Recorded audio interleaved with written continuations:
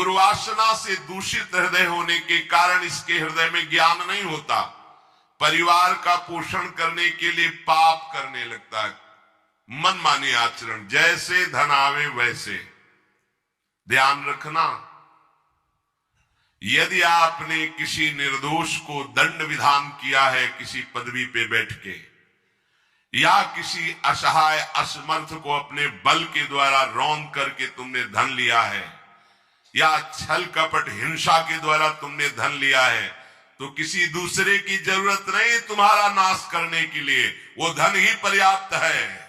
जो धन तुमने लिया है तुम्हें किसी दूसरे दुश्मन की जरूरत नहीं, वो धन ही तुम्हारा सर्वनाश कर देगा। देख लेना, देख लेना, खुद अनुभव कर लेना। इसी जीवन में तुम्हें अनुभव होगा कि मैंने बहुत गलत किया है। मरते समय तक तुम्हें बोध हो जाएगा कि तुमने क्या किया है।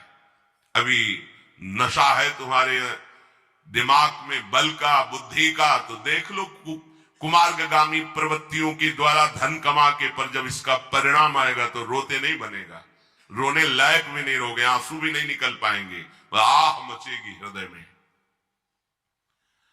वो अपनी परिवार के पोषण के लिए इतना जलने लगता है कि तरह तरह की पाप की कमाई करके परिवार को सुखी करना चाहता है। हे माता जी, वो धन वस्तुएं कमा के लाता है और उल्टा स्त्रियों के द्वारा संभोग आदि के समय प्रदर्शित किए हुए माया में कपटपूर्ण प्रेम को वो अपना जीवन समझ लेता है। बालकों की मीठी मीठी तोतली बानी में वो इतना फंस जाता है कि दुख प्रधान कपटपूर्ण कर्म करके उनकी कामनाओं को पूर्ण करना चाहता है। दूसरे बेटे का अपहरण करके उसकी हत्या भले हो जाए पर मेरा बेटा सुखी रहे। कैसे ऐसा हो सकता है? ऐसा कैसे हो सकता है? अगर किसी को तुमने 100 आंसू गिराए हैं तो 10,000 आंसू तुम तैयार रखो, तुम्हारे 10,000 आंसू गिरेंगे। तुमने किसी को अगर एक बार भी कटुवचन बोला है तो 10 बार तुम्हें कटुवचन सहना पड़ेगा। ये भूमि है, जैसे एक दाना फेंको तो सैकड़ों दाना पैदा कर देती, इसे कर्म भूमि कहते हैं। तुम्हारा कर्म बहुतायत होकर तुम्हें फल देगा, अच्छा या बुरा, जैसा कर्म किया है। अब वो सोचता है कि धन के द्वारा हम अपने और अपने परिवार के दुख का नाश कर लेंगे। इसी में वो सुख मानने लगता है कि एन केन प्रकारेण दम्भ कपट पाखंड झूठ हिंसा दुराचार व्यभिचार कैसे भी हो धन मिलना चाहिए। अब वो भयंकर हिंसा वृत्ति के द्वारा धन संचय करता है और अपने परिवार का पोषण करता है, जिसके फलस्वरूप उसके लिए नर्क निश्चित हो जाता है। जीते जी ये अमुक नर्क में जाएगा।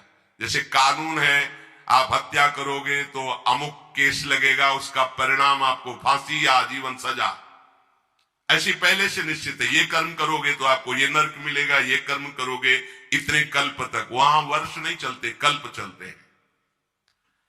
स्वयं तो उनके खाने पीने से बचे हुए जूठे अन्न को खाकर सुख पाना, बच्चे का जूठा, परिवार का अच्छा लगा, मेरा परिवार, और वैसे ही दूसरे परिवार का नाश करके हिंसा करके वो धन कमाता है।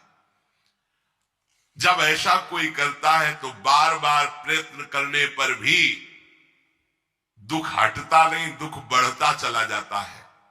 लोभवश वो इतना धीर हो जाता है कि उसे जीवन भार लगने लगा। अब क्या करूं, कैसे करूं? क्योंकि अधर्म के द्वारा कमाया हुआ धन कभी शांति प्रदान नहीं करता, सदैव दुख बढ़ाता रहता है, विपत्तियां बढ़ाता रहता है। मंद भाग्य, मंद बुद्धि वाला पूरा जीवन व्यतीत हो गया अधर्म करते हुए, अब आया बुढ़ापा, चिंता छा रही है, लंबी लंबी सांसें ले रहा है, कोई उससे बात नहीं कर रहा है। जिनका पालन पोषण किया है वही पुत्र परिवार उसको देखना भी पसंद नहीं करते। खूब खूब खास के थूकता है बुढ़ा, घर के बाहर सब गंदगी फैलाए है। अगर कहीं साइड में कमरा है, पिछवाड़े टाइप कहीं हो तो ऐसे रखे जाते हैं बूढ़े बाड़े, इज्जत खराब होती है, सामने ही प्रवेश होते खांस रहे हैं, बैठे हैं, कोई उनका आदर नहीं करता। जैसे किसान बूढ़े बैल की उपेक्षा कर देता है, ऐसे परिवार वाले उसकी उपेक्षा कर देते हैं। फिर भी उसे घर से वैराग्य नहीं होता, हरि की याद नहीं आती। उसने स्वयं जिनको पाला था वही उसका निरादर करते हैं, पक्का। एक बिंदौर है यमुना के किनारे, फतेहपुर जिला, उस समय भ्रमण में थे, तो एक गांव की गली से निकलना पड़ा। तो कोई ऊपर से देख रहा था, वृद्धाया, बड़ा महल जैसा मकान बना था। स्वामी जी रुकिए रुकिए रुकिए, बोले क्या बात?